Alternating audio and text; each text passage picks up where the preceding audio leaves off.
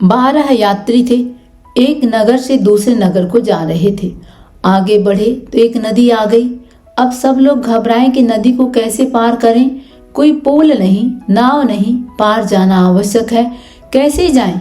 इनमें एक सियाना था। उसने कहा, देखो घबराओ नहीं, नदी को अवश्य पार करना है। सब लोग एक दूसरे का हाथ पकड़ लो, हम सब मिलकर पार हो जाएंगे। सबने ऐसा ही किया, दृढ़ता से हाथ पकड़ लिए, प्रयत्न करके पार हो गए। किनारे पर पहुंचे तो सियाने व्यक्ति ने कहा, अब गिनती कर लो कि कहीं कोई नदी में तो नहीं रह गया। दूसरे ने कहा, सबसे अधिक बुद्धिमान तू ही है, तू ही गिन। उसने गिनना आरंभ किया। 1 2 3 4 5 6 7 8 9 10 11। स्वयं को उसने गिना ही नहीं। चौंक कर बोला, ये तो 11 है, एक व्यक्ति कहाँ गया? दूसरे ने कहा, ठहरो मैं गिनता हूँ। उसने भी अपने आप को छोड़ दिया, कहा ये तो 11 है। तब तीसरे ने गिना, उसने भी अपने आप को नहीं, शेष 11 को ही गिना। चौथे ने गिना, पांचवें ने गिना, इसी प्रकार सभी व्यक्तियों ने गिना, किसी ने भी अपने आप को नहीं गिना। सबने 11 ही गिने और लगे रोने कि एक व्यक्ति डूब गया। वे इस प्रकार रो रहे थे कि एक और यात्री उधर से निकला। उसने पूछा, क्या हुआ है भाई, तुम रोते क्यों हो?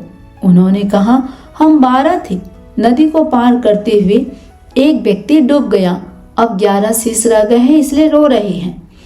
उस व्यक्ति ने एक दृष्टि में उन्हें देखा कि ये तो 12 हैं। तब बोला, देखो यदि मैं तुम्हारे 12वें साथी को खोज दूं तो?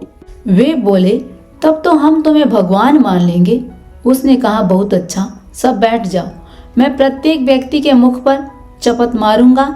जिसे पहली चपत लगे वह कहे 1, जिसे दूसरी लगे वह कहे 2। इस प्रकार सब बोलते जाओ। वे सब बैठ गए।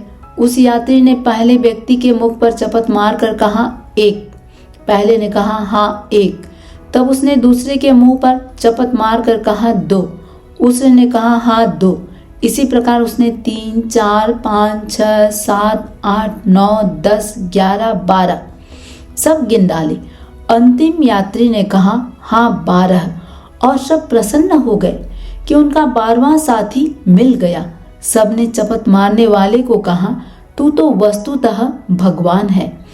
आपको इन यात्रियों की मूर्खता पर हंसी आती है, परंतु सोच कर देखो क्या कर रहे हैं। हम 12 यात्री चले थे जीवन की इस यात्रा पर।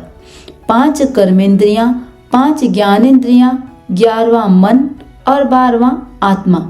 हमने आत्मा को भुला दिया। 11 ही 11 दिखाई देते हैं, 12वां दृष्टिगोचर नहीं होता। इन 11 के लिए सब कुछ करते हैं। प्रातः से सायं तक, सायं से प्रातः काल तक परिश्रम करते हैं। आत्मा के लिए कुछ भी नहीं करते। इन 11 को प्रत्येक प्रकार का भोजन देते हैं। आत्मा को भूखा बैठा रखा है। आज आत्मा ही डूब गया है, अतः मनुष्य दुखी है, अशांत है, कहीं भी उसे शांति नहीं मिलती।